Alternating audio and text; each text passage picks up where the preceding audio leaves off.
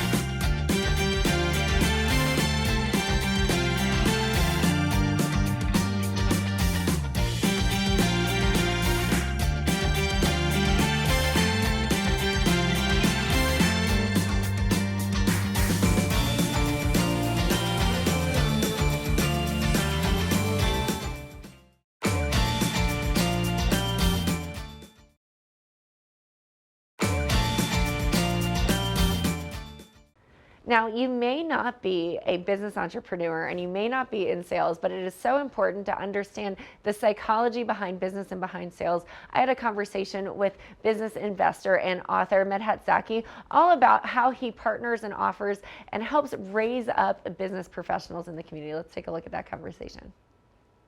Now, welcome back to our show. Our next guest has his hands in many, many things. I'm so excited to chat with investor, author, and brand positioner, Medhat Zaki. Medhat, how are you this morning? Hello, Kimberly. Thank you. Nice to see you. Great to have you Thank you here. for Now, the invitation. yeah, Thank you. absolutely. I'm so excited because Thank you. you are such an interesting person in what you do from a personal and a professional perspective. So tell me a bit, what is a positioner and what are you doing as an author as well? Oh, thank you. Position. That's mean your position, how you do it. For example, you can have the best product in the world or the best service in the world. If your customer or client does not know this, there is no value. You cannot sell anything. I give you an example like a bottle of water. The bottle of water costed in the supermarket 50 cents, costed in the restaurant $3, costed in the airport $5, costed in the airplane $10, in five stars hotel $12, something like it is the same bottle, but the position is different. This is the position, for That's example. so interesting. It's a great way to really Yeah. maximize the value and the importance of each Yes. product. So, how did you get into this space? I think that's such an interesting space to be part of because you work with people all across and brands all across the board. Tell me a bit more. So I did a lot of mistakes, and it was a really hard and very long way. And then I learned a lot, and also from my mentors. My biggest mentor and the greatest mentor is Brian Tracy. I learned a lot from him about sales psychology and brand positioning. And I come up the idea to say, okay, maybe I can help the people to do not the same mistake what I did. They can do another mistake, but not the mistake what I did. So I help the people to have it shorter and quickly than I did. And so I come the idea and it works. Wonderful. Now you Yeah. mentioned Brian. Oh my goodness, you've And mentioned Tracy. Brian Tracy, yes, and you Yeah. said that he was your mentor, but he's also a partner. You've also have a partnership with him. So Oh tell me a yes, bit about yes. that. That's true. I'm the co-founder with Brian Tracy from Brian Tracy Publishing. We help people to position themselves through us. We do books in several languages. Here, for example, this is a book, in English, in Spanish, in Arabic, in German, in a lot of languages, so that the people can use this book as a three-dimension business card. They can open doors with this and also to profit from the leverage. Brian Tracy has millions of followers, and I have about 1 million followers. So if when they cooperate with us, they can profit from the leverage of this and sure the credibility also. Absolutely. So, how did you form your partnership with Brian Tracy? You know, what was it about Brian Tracy Publishing that that made you want to pursue this avenue as well?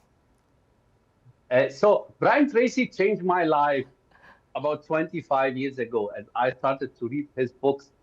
I was a sales manager, and I read the book, the Psychology of Sales, and so changed my mindset complete. And since I learned this, I can sell now much more. And so I dreamed to meet him, and I dreamed that he will be my mentor, and I did it. And then I met him, and we did some books together, and that's great. And then I asked him if we can do this together to help another people to have it easier than I had. And he said, sure, let us do it. And then we do it. I love that. So it just shows that manifestation of dreams and tenacity really makes things come to fruition. So you wrote a book. Tell me a bit about the psychology of sales and what inspired you to write this book. Oh, great. The psychology of sales, because the most of the people think sales, it's hard. It's not easy to sell something. And also I met a lot of people, they think sales is a talent. If you are not talented, you cannot sell. But no, if you understand the people and the pain, what they have, and then you know that you can help them with your product, then you can sell unlimited. And if the people see this and believe you, and then you show the value, they will buy. And that's a great I mean, if I see somebody who needs this product, what I have, and I don't sell it, it's like that I can help somebody, but I didn't help him. And come another competitor with a better or expensive and sell better than me. So that's not good. That's why I support the people to sell more. And this is the psychology of sales.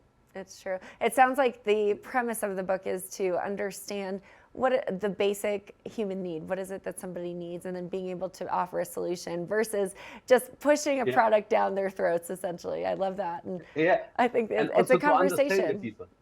Yeah. Um, And to understand if I see that you understand what my needs, I will buy. It's simple as that. We that's a really great Yes, book to it have. is. So what It's can we really expect? fun. What do you have planned for this year? You know, any new books that you're working on, or any sort of motivational Yes. speaking that's happening? Yeah, we do now a serial of some books called Succeeding in Business in Any Market. And our next book will be in May next month, and it will be Winning Strategy for Success. This will be up in 4 weeks on Amazon with 22 co-authors. And that's a really great. But I told Brian, we have in one book like this 22 author, Brian and me, we are 24. And here it's gone in business, marketing, positioning, sales, and all something to do with business. And what's really great, we have here mentors and uh, mentor and coach and consultant. And the sum of experience we have here more than 400 years of business experience in one book. More than 400 years experience. Wow, that's so many different Great. experiences and opportunities Yeah, and situations. So you can learn yeah, from all different scenarios. That's really that's fantastic. true. So That's tell us all. again That's the true. title of the book and when does it come out officially? In May, the middle, I think in 4 weeks, middle of May, the name is Winning Strategies for Success. Winning Wonderful. Strategies for Success. Yeah. Well, congratulations on your new book, Winning Strategies for Success, which will be on Amazon in May. So we'll make sure that our viewers keep Yes. an eye out for that. And where can we go, Medhat, for more information to follow your journey, to follow Brian Tracy, and to just learn further? Oh, that's great. BrianTracy-publishing.com. or medhatzaki.com. Wonderful. Well, thank Brian you. Tracy dash publishing. Yeah. Thank you so much for joining us, and we appreciate the Thank knowledge. you, I Kimberly. know Thank you for. everybody should learn how to sell, whether you're a salesperson or not. It's an important skill set to have. So lots of success can be had just by reading your books. We appreciate you.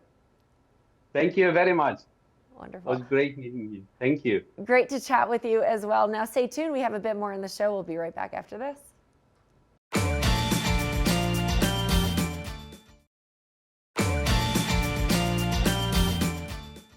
I know that we are all well aware of our health and also how to stretch the dollar at the grocery store and your meals. We had a conversation with nutritionist Emily Davis on how to make a delicious meal and turn it into lunch the next day, because it is Make Meals Count Day. So let's take a look at that conversation. Welcome back. Right now I'm here with Emily Davis of Whole Essentials Nutrition. She's got a great recipe for us for back to school, for those busy nights. Emily, thanks for being here today. Thank you for having me. I'm super excited to share this with you. Like you said, it's back to school, and so I came up with a couple of different recipes, a quick and easy family dinner that can be then turned into an easy school lunch for the kids. What more could we want, especially since everything you make is healthy and simple. And in fact, you are a holistic nutritionist. Tell me about that. Yes, so holistic meaning kind of whole body. I can't just think of like the food, even though that's my my passion, my focus, but I have to think of all the other parts of someone's health and wellness when I counsel with people. So yeah, I mean, this is what I love to do, to share recipes and to show people how quick and easy it can be. You mentioned like healthy. These are gluten-free, dairy-free recipes. And I'll go over some of the things that maybe if someone is allergic to eggs, there are eggs in this recipe, but you could make a substitution for that too. So yeah. So let's dig Easy. right in. What do you have for us? So the easy, quick family dinner is a chicken Caesar salad, Caesar-esque, because I'm adding some vegetables to it. So I've got romaine here, I'm adding some kale, we're gonna make a Caesar dressing, I'm adding some pepita seeds, those are pumpkin seeds if you've never had those before, and then some tomato. I have pre-cooked the chicken. We didn't really have time for that, but this is so quick and easy too. So I did this in an Instant Pot, 8 minutes. If they're fresh chicken, 10 to 12. If it's frozen chicken, if you've got something in the freezer to throw in. If you had a slow cooker, that would be great too. Just put it in the morning of, come home, it's done. Or do this the night before. I mean, don't overcomplicate things. Do you add anything to it when you put it in the crock pot or the Instapot? Do you add chicken broth or water or seasonings? This time I did, but you don't have to. Really, it's just the water underneath, a little bit of salt. This time I added a little bit of veggie broth, but you don't need to, because we're gonna add the dressing to it. It's gonna be flavorful. So in this case, you don't need to. One less thing to worry about. Yeah, exactly. So I'm going to jump in and show you the dressing. I am making the Caesar dressing myself. I make all of my salad dressings and sauces, marinades myself, because there just are so many added ingredients in the things that you find in the store. So for those reasons, we're doing it ourselves. But those are the hardest, at least for me, to make. I don't know why I'm Yeah. so intimidated by creating these dressings and such, because I mean, I think it can be intimidating, but like hopefully you'll see like this is easy. So I think I've got the ingredients to display on the screen for you. I'm using olive oil, apple cider vinegar. The Caesar dressing is not Caesar without some fish sauce, salt, pepper. I'm adding some ghee, which is clarified butter, mustard powder, garlic, and egg. So there's a couple more ingredients in something like this, but most dressings that I do are maybe 3 or 4 ingredients. It really is pretty simple. and this really is a healthier option than buying the store-bought kind. Yes, yes. The dressings that you find in the store, they're, if you need to be gluten-free, oftentimes there are ingredients in there that contain gluten. There's preservatives, there's added sugar, there's added salt, there's all sorts of additives. Yeah, I don't want that in my body. But So if you are in a rush, you could pick that up and absolutely. put it together even quicker. Absolutely. You're looking for whole ingredients, you know? So again, like trying to look for the salad dressing that doesn't have those added sugars and salts and preservatives as much as possible. So, a couple of eggs, a couple of garlic cloves. I'm putting all of these things in the blender with the avocado oil last because we're going to emulsify it. So, a little bit Do of you need a salt. blender for this in particular? Can you mix it up on your own, or does it really need to have the blending power? Yes, it does, because we're going to emulsify. Good question. But you don't necessarily need something like this. If you had a handheld or immersion blender, that would be just as good. And those are, you know, 30 bucks. So yes, you do need a blender. I just need about a half a teaspoon of each of the salt and pepper. I guesstimate. You'll kind of see. I do that as well, but not as good as you do it, I'm sure. But I will measure just to show you I can. So apple cider vinegar goes next. We just need about a tablespoon of that. We're going to juice a lemon. Of course, a fresh lemon is preferred. Fresh lemon. So again, if you buy the lemon juice that's like already been juiced, or the lime, it's got preservatives in it. And it takes away from the nutritional value. So as much as possible, And I think using it's more fresh. flavorful when you use the fresh. Absolutely. Yeah, you're going to get a lot more flavor, a lot more nutrition. I was having a conversation with my son who loves to cook, and maybe you can answer this for me. Do you keep your lemons in the fridge or on the counter? I keep mine in the fridge, but if I were using them quickly, the countertop would be fine. What did he say? He said countertop. I was a fridge person, so we were having this debate. He said it affects the flavor if you put it in the fridge, which I hadn't heard before. It can. I'm one person at home, so I don't always go through my produce as quickly as I need to, so I put it in the fridge. And this is going to be, so I'm adding mustard powder. This is a new bottle. Why do you think, as a holistic nutritionist, it can be so difficult for people when approaching a healthier lifestyle, when being told to make everything homemade is better? That feels so overwhelming. So how do you help people kind of get over that hump of, oh, I don't have time for this, or this is too much? Good question. Really good question. Because, I mean, it's something that I feel like I talk at length about with my private clients. What I would say is, like, choose one thing at a time. Choose something that you feel like you either want to improve, whether that be breakfast or like taking soda out of your diet, right? Just one thing, one substitution, one meal. Start small, and then just build. Yep. It's a good tip, but I really Good like my question. soda, so. I hit on a favorite, huh? You did, but that is true, to make it a little approachable, to start small, and Yeah. even those little steps, I think, can help you get some confidence and feel like you can make this work. Absolutely. I mean, it really, I've found it's the only way. I mean, there are some people who come to me and they're sort of the black and white, all in sort of people, like, all right, I'm going to go home and clean out my pantry tomorrow. That doesn't usually work. It doesn't usually work. So It's nice to work with that motivation, but you're right, it can. it's overwhelming. Yeah, it can go away quickly for sure. So you're just mixing that all in. I'm mixing all of those things, like I said, other than the avocado oil. That's going to go last. So we'll mix this.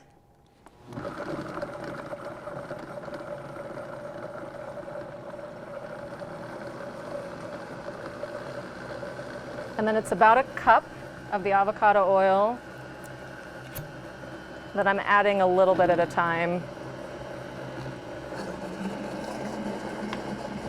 I think as you mix that up, we'll take a quick break and come back to finish up this recipe. And then Perfect. also to have the next option, which is going to be making it as a packed lunch as well. So this is a 2-in-1 recipe. So hang tight, we'll be back right after this.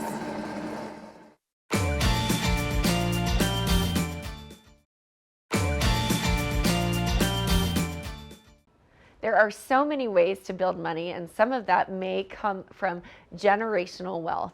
Now, having conversations around inheritance can often be a little bit uncomfortable and complicated as well. We talked to a professional from Edward Jones about how to navigate those conversations.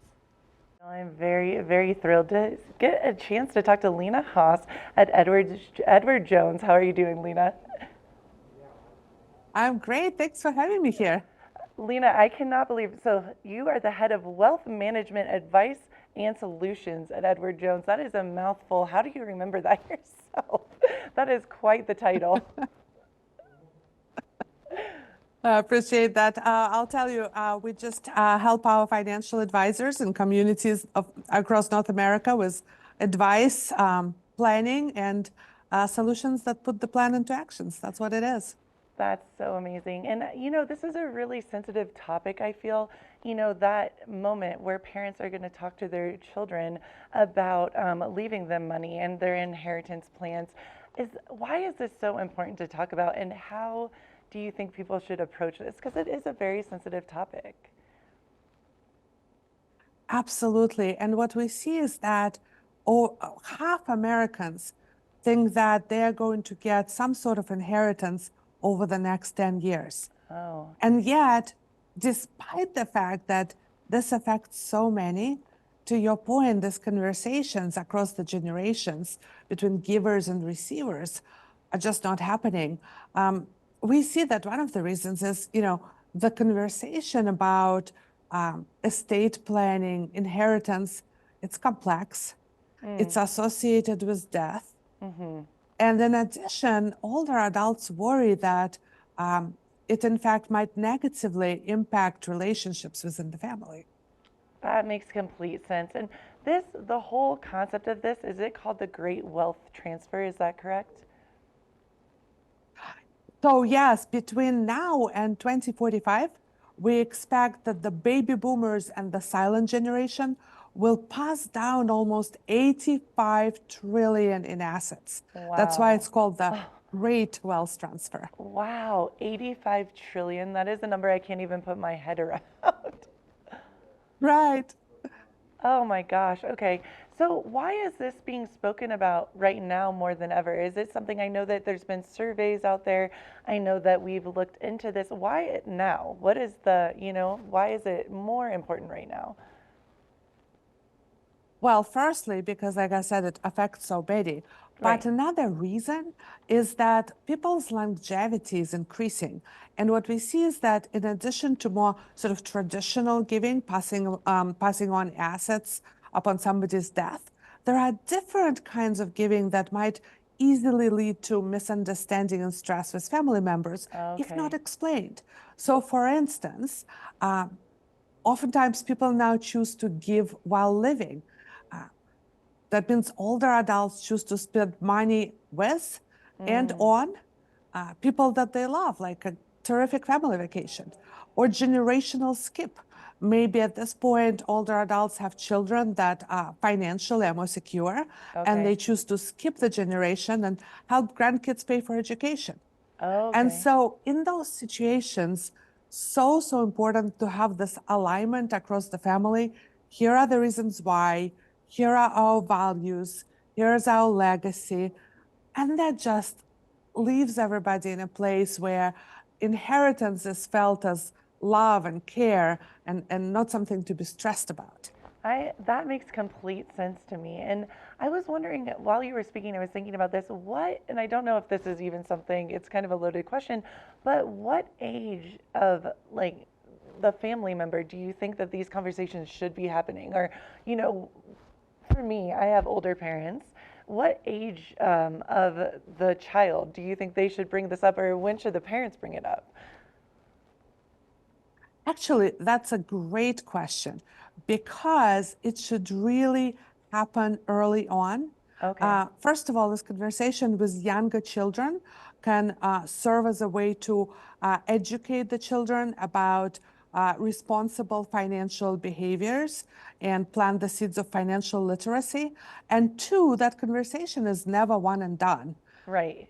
Life happens, plans change. So I would say start with kids at an early age and continue having that conversation every couple of years, if not more often. That is such great advice. And do you think, personally, is there any advice you would give for these conversations? Because it is so hard and it's emotional. It's not a fun conversation to have. Do you have any kind of personal advice how to make it a little bit lighter? Or is that just, unfortunately, it's a part of life and you got to do it? Well, I'll tell you what not to do. Yeah. Don't make it a surprise, Yes. for your family at the Thanksgiving dinner table. Don't do that.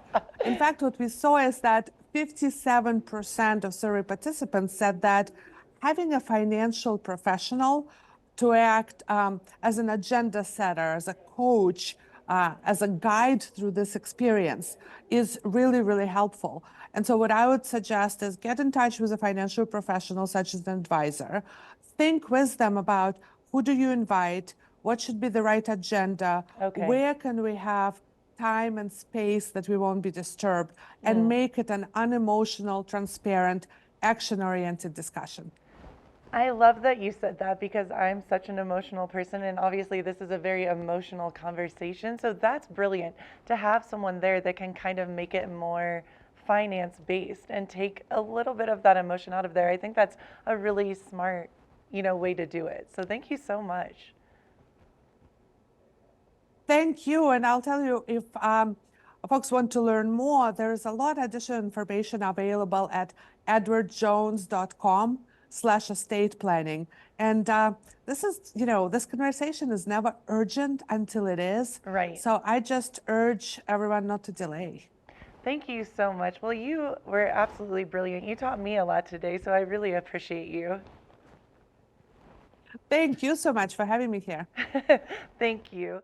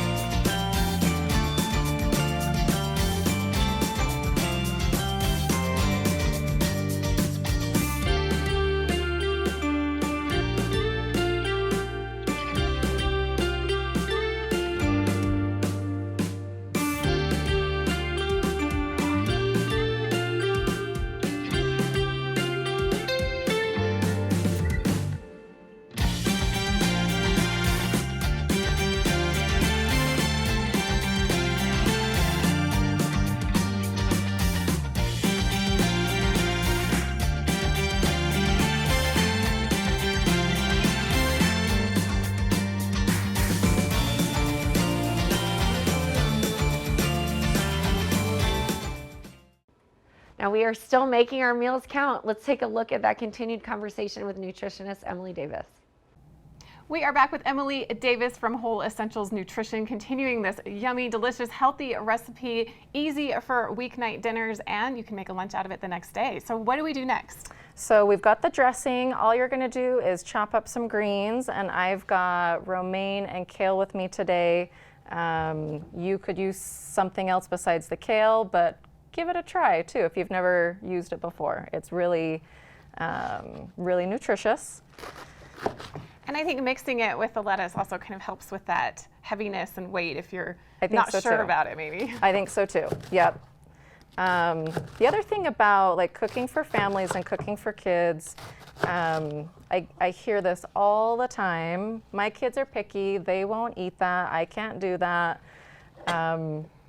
They need to be, you need to sort of create the expectation that they're going to see new foods on the dinner table, and without pressuring them into trying things, just you have them there for them to eat and try. You're eating it too. It just creates the expectation that they're gonna see new things. I think that's an excellent way to approach that. Just, you're going to see new things, get ready for it, instead of, this is what we're having for dinner, so either eat it or not. Yeah, but I I like mean, that approach. It's very, I think, a little bit easier for kids to be like, oh, cool, something new, instead of I'm Absolutely. not eating that. And I think another tip I would say for kids in introducing new things is if there's a way to, like, we could take this meal apart and maybe you let them choose 3 out of the 5 foods. Again, like no pressure. You don't want to, you know, I come from a time where it was like clean your plate sort of mentality. That's not what we want to encourage. We want them to have some control over it. And so if, like I say, if there's something that you can pick apart or present 5 things and let them choose, then they feel a lot more comfortable choosing those new things. I think even my teenagers would like that, honestly. I think so too. Give them some choice. They like choice. We all do. So you're just going to quickly chop this up? Yeah, so you and saw me, assemble. yeah, like the kale, if you've never used it before, you saw me just kind of take it off the rib. And I'm just doing a quick chop, and that's probably enough for what we're doing right now. And then all I'm really adding is tomatoes and pepitas, I mentioned. And so these are cherry tomatoes. Right now, this is a great time to incorporate tomato because they're, at least where we are, they're local and seasonal and fresh. Adds that nice pop of color, but it already looks very healthy, very hearty. And it's the dressing, I have to say, smells delicious. The spices in there We're gonna came add, together well. Yeah, thank you. We're gonna add the dressing. You can do it a couple of different ways, but I'm gonna add the dressing to the chicken rather than like adding the chicken and then the dressing on top, just because we're gonna use it for wraps the next day. So I do want to incorporate it. Oh, so that way it's a little more mixed in than Yeah. having the drippy dressing in the wrap. Exactly. That's brilliant. Exactly. So let's go ahead and do that. I'm going to add the dressing. Not sure if that you can see, but what I was going for was sort of that thick emulsified.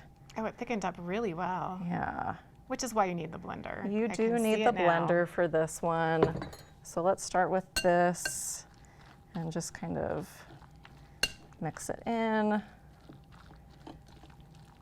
That way you get the dressing, the flavor, but not the mess. Exactly. And I do think the flavor of the dressing does, you get a little bit more of it with the chicken. So I do like it this way.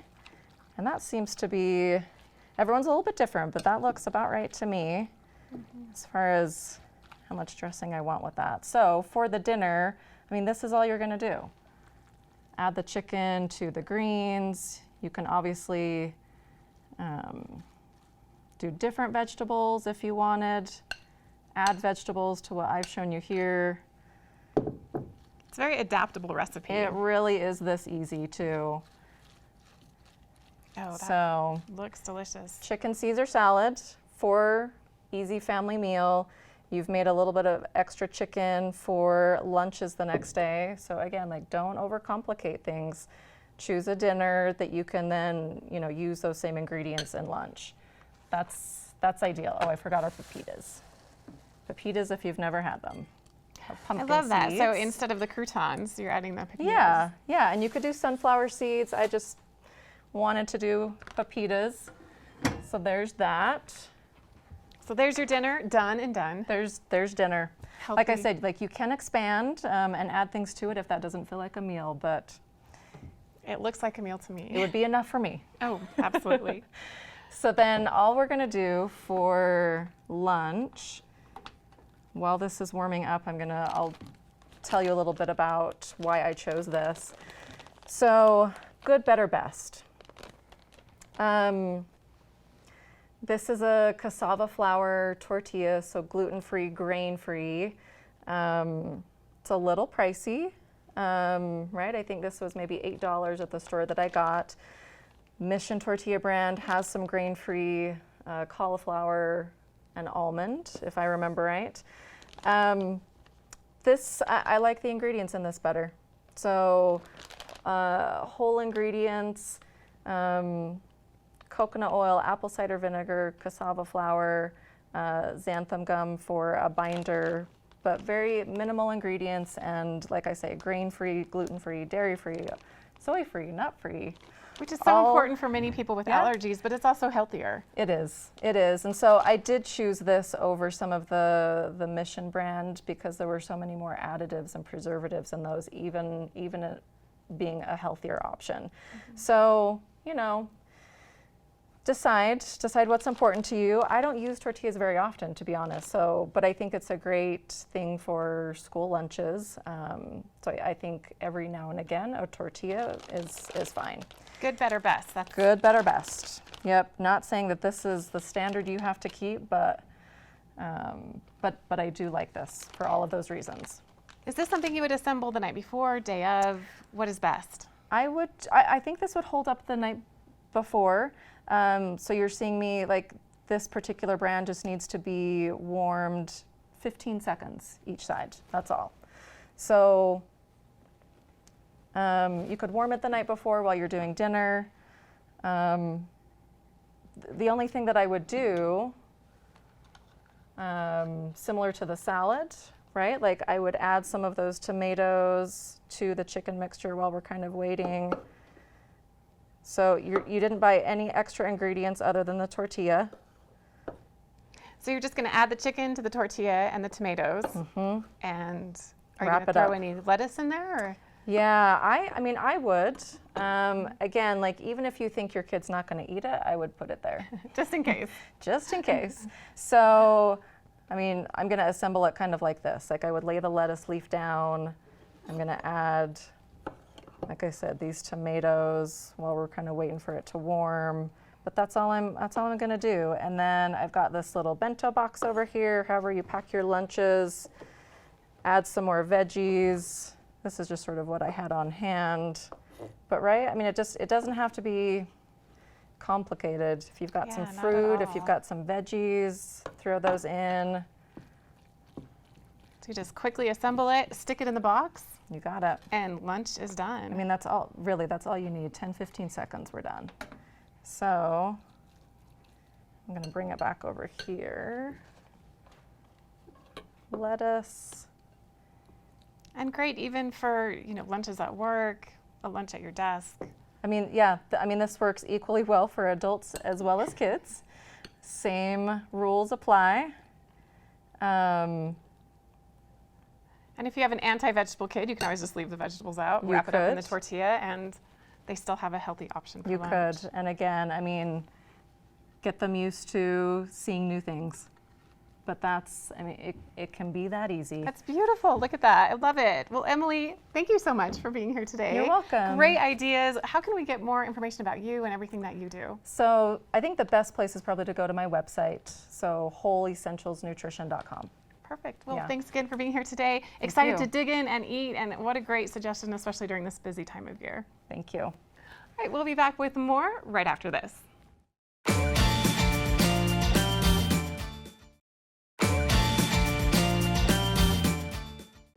You may have heard of Children's Miracle Network hospitals, but what is it exactly that they do? Well, they've been around for over 40 years.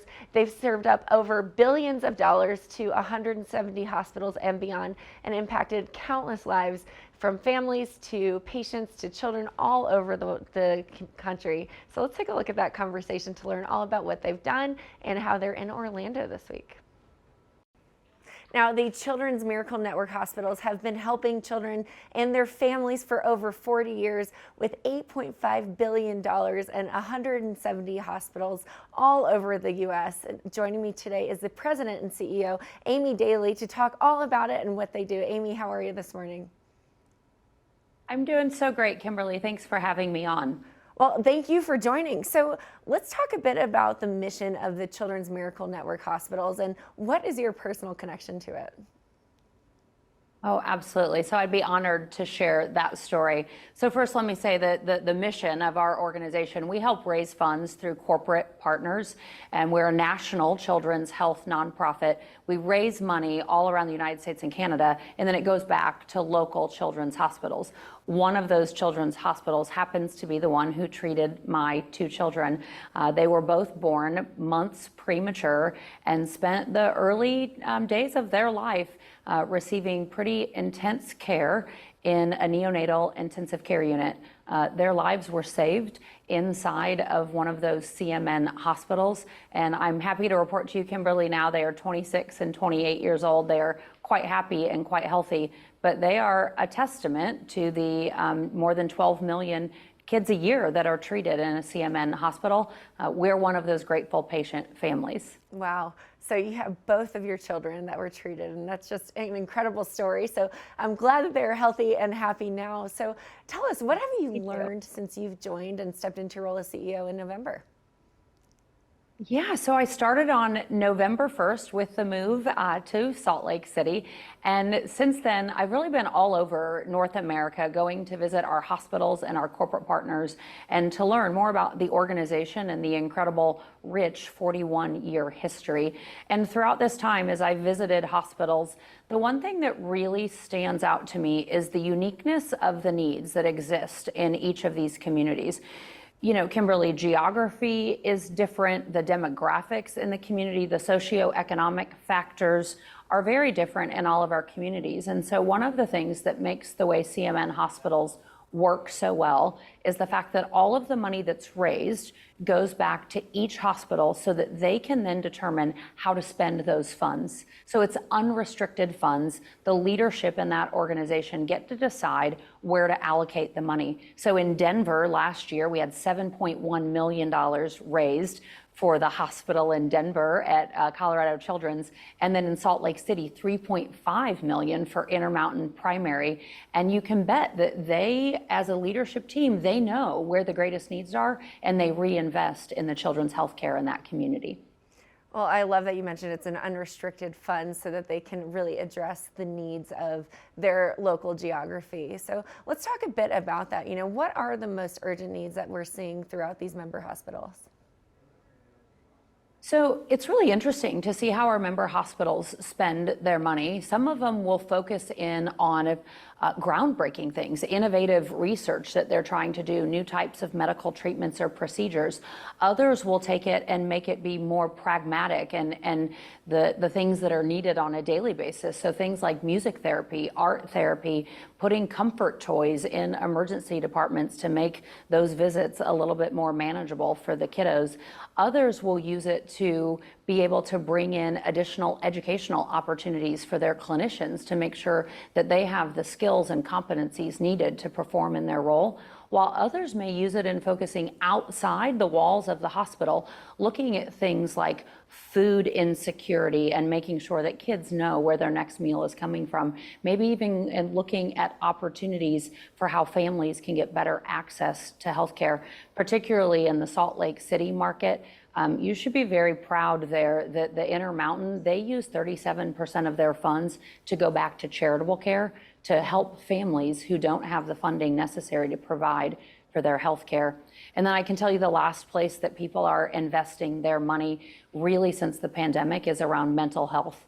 100% of our member hospitals, they offer some type of mental health support or resources into the community. And nearly 3/4 of our hospitals make that mental health available in a telehealth format so that our kids and teens can get access to that on their mobile devices, which is a format that they're very used to. And we're trying to use some of that approach so that we can really reduce the stigma around mental health and make sure that these kids know that it's okay to seek out support when they need it. It just shows that you have a lot of trust and faith and that you give the freedom to the experts, the boots on the ground, on how to allocate the funds. And I love the partnership that you're doing there because there is so much involved in healthcare, not just the healthcare treatment itself. So that's wonderful work that you're doing. So let's talk about Children's Hospital Week. You know, it is coming up in Orlando. What is the significance of it and what is the purpose? Yeah, we're actually coming to you from Orlando right now. So we are here in the midst of Children's Hospital Week. And this is really our opportunity to come together and celebrate what we achieved in 2023, which was a record-breaking $449 million that was raised. And it's also our opportunity to strategize and plan and get energized around 2024. So we've got 3 main groups of people that are spending time along with the CMN Hospitals National professional staff, and those groups are our corporate partners. And so these are companies that you know, love, and utilize within your community, like Marriott, Walmart, Love's, Travel Stop, Dairy Queen, Panda Express, another great one that's got a good presence in your community. And these companies, they come together and they raise funds for us, most of it under $1 at a time. So they're here celebrating what they raised in 23, but they're here connecting back to the cause, and they're strategizing what they're going to do in 24. The other group of people that we have with us is our hospitals. So we've got representatives from our hospitals all around the United States and Canada. So we've got some of the leadership, the CEOs of the hospitals, some of the foundation teams, and the people that are out there helping to pull these partnerships together. But lastly, and I think most importantly, my favorite group of guests we have with us is what we call our champions. These are patients. These are kids who are ambassadors. We've got over 30 of them and their families, so a contingent of several hundred that are here with us this week, many of them for their very first time at Disney World. And what we're doing is we're celebrating and sharing their stories. We're lifting up the challenges, the opportunities, the silver linings that they're finding inside of their diagnoses or their conditions. And what we're doing is giving them a platform to show the importance of supporting children's hospitals all across the United States and Canada. That's incredible. It sounds like so much fun, and over 400 million in funds amazing. being raised. That's incredible. So congratulations. I love that you're able to connect all of these groups together and just really keep things rolling as we move throughout the rest of 2024. Yes. Well, Amy, thank you so much. Where can we go for more information? We would love it if people would visit us at cmnhospitals.org. When you're there, you can learn about the different programs that we have, whether you're a gamer, a golfer, or a high school or college student that's interested in dance marathons, or you can go there to donate if you're interested in supporting the work we do, or you can go there just to learn more. So again, that's cmnhospitals.org, and you can go find out how you can help change kids' health to change the future. Wonderful. Well, thank you, Amy. Enjoy the rest of your time in Orlando, and best of luck to you throughout 2024. Thank you so much. Now stay tuned. We've got much more on the show right after this quick break.